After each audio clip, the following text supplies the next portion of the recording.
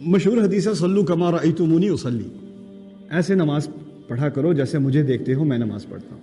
इससे लोग क्या मफहूम निकालते हैं? इससे लोग मफहूम निकालते हैं कि जैसे खड़े होते थे वैसे खड़ा हुआ करो, जैसे सजदा करते थे वैसे सजदा किया करो, जहाँ हाथ बांधते थे वहाँ हाथ बांधा करो। यही बात करते हैं ना। और इस पर घंटों घंटों बहस होती है, कहाँ हाथ बांधूँ, यहाँ बांधूँ, यहाँ बांधूँ, यहाँ बांधूँ, यहाँ, इस पर घंटों बहस होती है।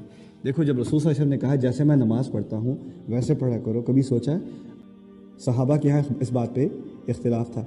कभी सोचा है क्यों इख्तिलाफ था? असल मकसद नमाज का क्या है? इंसान अल्लाह ताला के साथ दिल लगाए, दुनिया को भूल जाए, जो कलाम सुनाया जा रहा है अल्लाह ताला की तरफ से उसकी दुनिया में गुम जाए। ये मकसद है। जब इंसान की पेशानी ज़मीन पर लगे, उसका जिस्म अल्लाह ताला के सामने बिल्कुल अपने आप को सबमिट कर दे, तो उसका दिल भी अपने अल्लाह ताला के सामने अपने आप को सबमिट कर दे, उसकी अना भी, उसका फ़ख्र भी, उसकी प्राइड भी अपने आप को सबमिट कर दे। ये रसूल सल्लल्लाहु अलैहि वसल्लम की नमाज है।